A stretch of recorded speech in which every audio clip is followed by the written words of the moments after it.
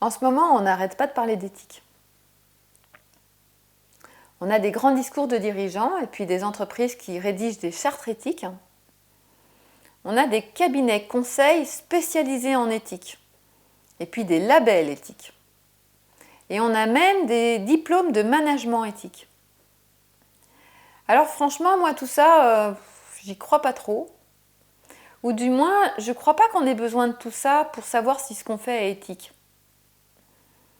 Par contre, je pense que Comte Sponville peut nous aider à y voir plus clair et savoir comment on fait fausse route.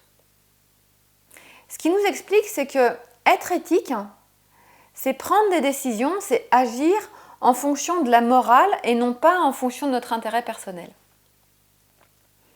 Et que la morale, quelles que soient les sources de sagesse, c'est l'attention, le respect du prochain.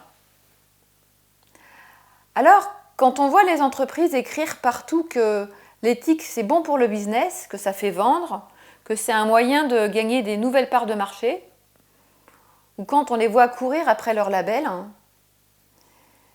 imaginez, on a même inventé le mot marketing, qui désigne comment on utilise des arguments éthiques pour faire du marketing. C'est sûr que quand on voit tout ça, on peut avoir un peu des doutes sur leur intention. Comte Sponville nous explique que le capitalisme, c'est un système qui est fondé sur l'égoïsme. C'est un système, donc c'est pas une personne comme nous. Je veux dire, on ne peut pas aller voir le capitalisme et lui dire réfléchis un peu, ce serait bien que tu te poses des questions, que tu sois un peu plus éthique. Non, on ne peut pas faire ça. Le capitalisme n'est ni moral, ni immoral. Il est amoral. C'est-à-dire que la question de l'éthique ne le concerne pas. Et donc c'est un système fondé sur l'égoïsme. Et l'égoïsme, c'est nous. C'est la recherche de notre intérêt personnel. Et c'est normal, on est comme ça. Mais en même temps, c'est pas ça qui va nous aider à être éthique. Donc il faut trouver autre chose. Alors, comment est-ce qu'une entreprise pourrait devenir éthique ou comment est-ce qu'un dirigeant pourrait prendre des décisions éthiques? Mais par exemple, Yvon Chouinard, le dirigeant de Patagonia, a pris de très nombreuses décisions dans le sens de la protection de l'environnement. Et il encourage ses salariés à faire de même. Chaque salarié Patagonia peut s'engager volontairement dans une association humanitaire ou de protection de l'environnement et restera payé par l'entreprise pendant ces 2 mois. Ou Burstock, carrément, son dirigeant, Jos de Blok, qui a décidé de faire du conseil gratuit auprès de ses concurrents.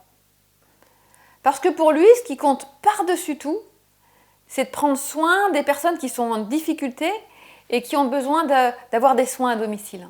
Alors, à notre niveau, je veux dire nous, au niveau du management, ça donnerait quoi prendre des décisions éthiques?